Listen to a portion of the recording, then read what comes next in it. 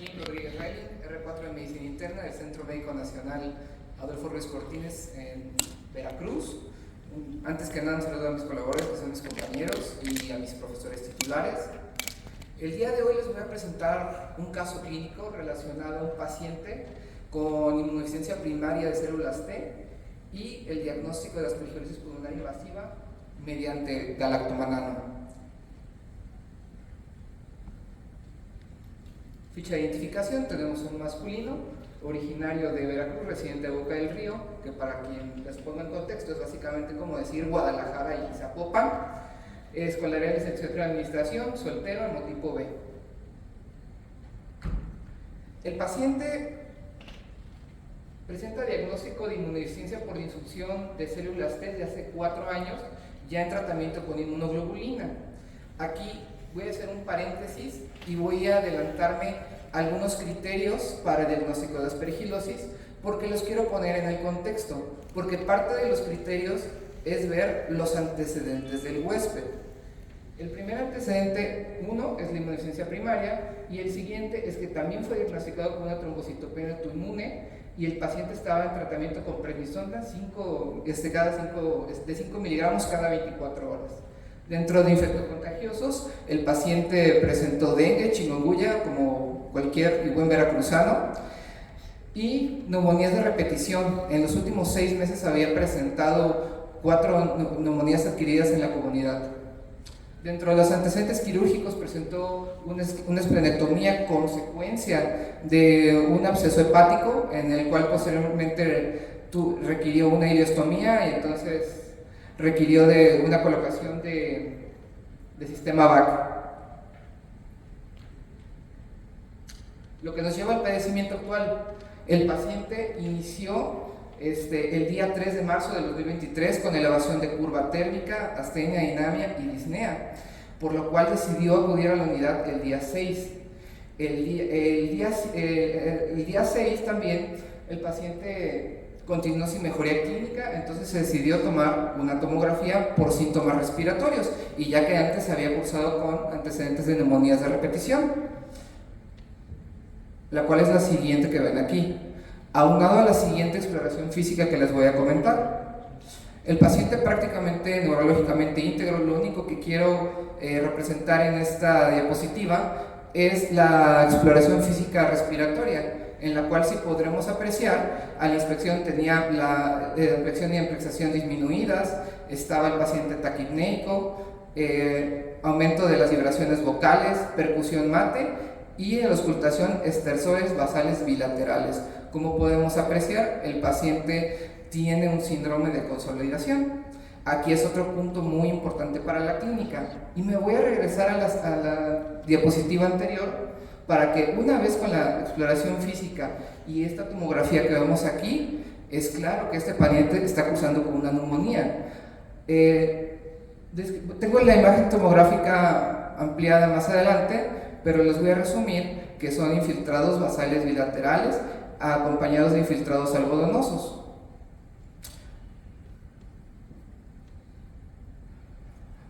Pues el paciente empezó a deteriorarse hemodinámicamente y se clasificó con un SAPS de 31 puntos y un SOFA de 12 puntos, por lo cual se decidió ingreso a la terapia intensiva.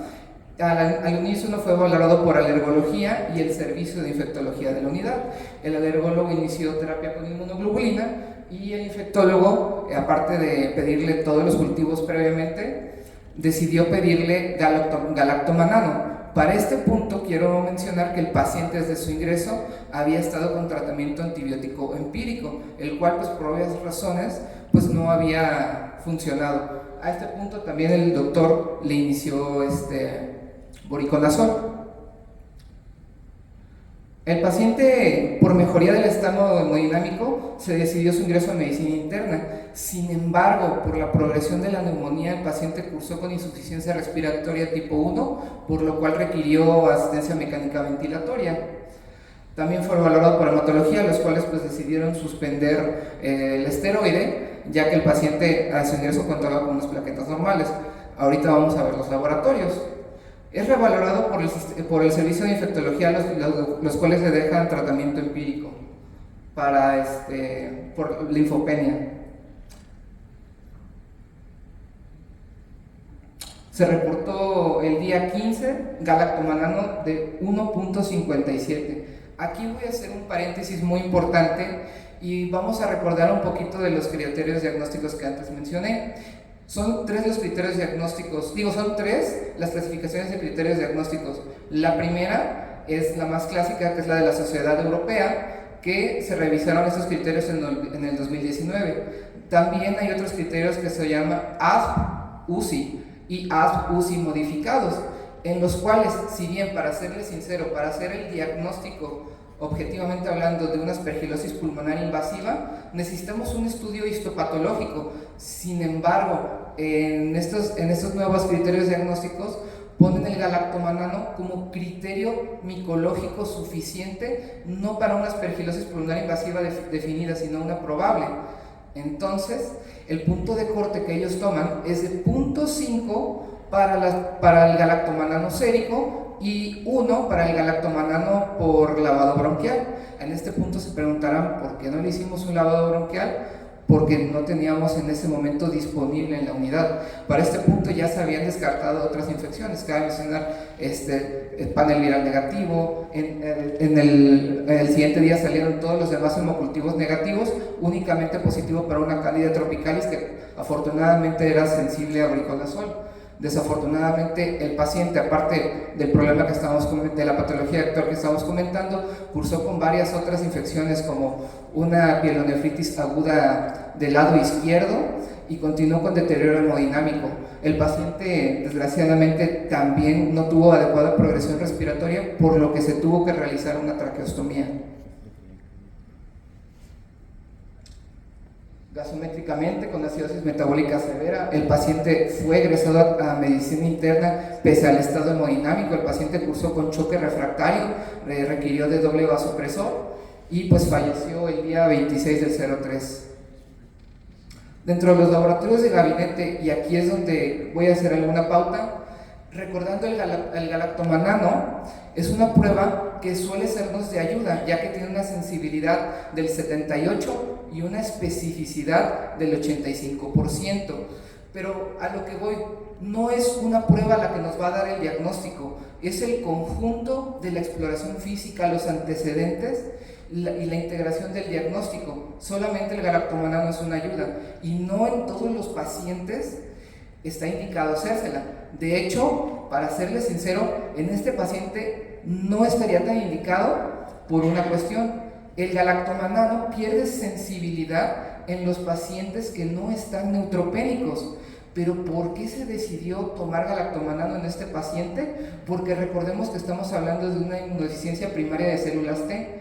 Aunque en estos laboratorios ustedes podrán apreciar que el paciente cursó con discreta leucocitosis o incluso leucos normales, estos neutrófilos o estas células T no estaban teniendo inmunodeficiencia. Lo que sí podemos corroborar que cursó con progresión de la linfopenia. Y entonces el día 15, que es el que les comento, salió positivo para galactomanano. Aquí les voy a compartir la última revisión sistemática que encontré de 54 estudios, en los cuales les voy a poner una gráfica aquí debajo de la curva, que podrán apreciar que tenemos un punto de corte de galactomanano. Si podemos apreciar, vamos a poner el punto de corte normal.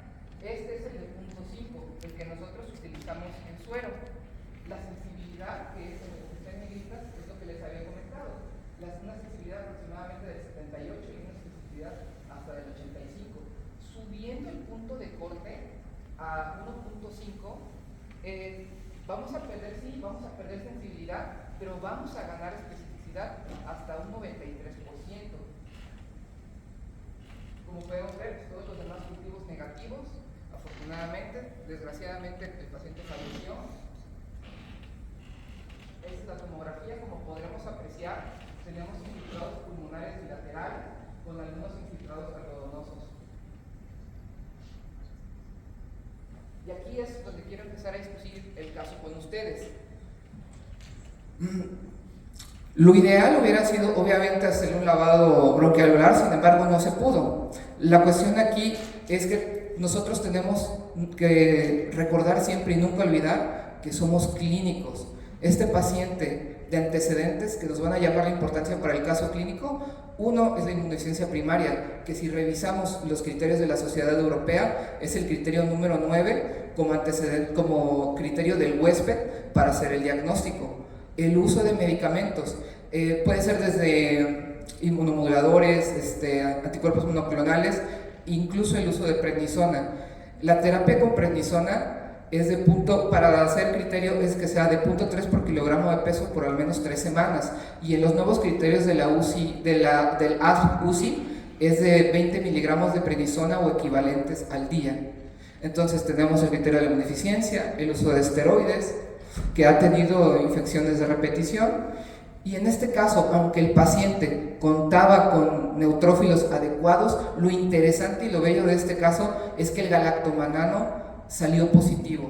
Normalmente solo tendría una probabilidad del 30% para darnos o ayudarnos el diagnóstico, y en este caso sí lo dio por la propia inmunodeficiencia de células T.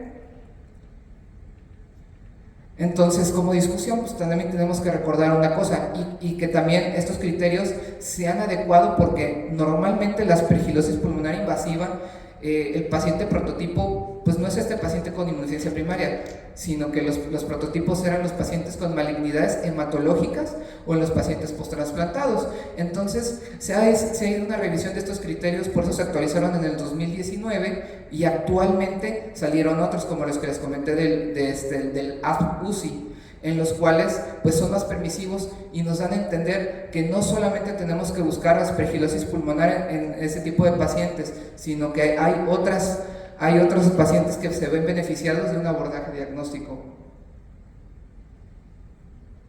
Y pues mi conclusión sería que en algunos hospitales que pudiéramos tener recursos limitados, nunca debemos olvidar la adecuada interrogatoria del paciente, una adecuada exploración física y saber tomar los laboratorios adecuados con su adecuada interpretación. Espero que este caso sea de relevancia para ustedes, que puedan sacar provecho de esto, y agradezco a todos por su atención.